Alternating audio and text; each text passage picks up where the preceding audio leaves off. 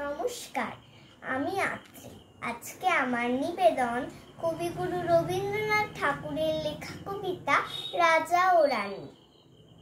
এক যে ছিল রাজা, সেদিন আমায় দিল সাজা। ভোরের রাতে উঠে আমি গিয়েছিলুম ছুটে, দেখতে ডালিম গাছে মনের পিরভু কেমন নাচে। ডালে ছিলেম চড়ে, সেটা ভেঙেই গেল পড়ে।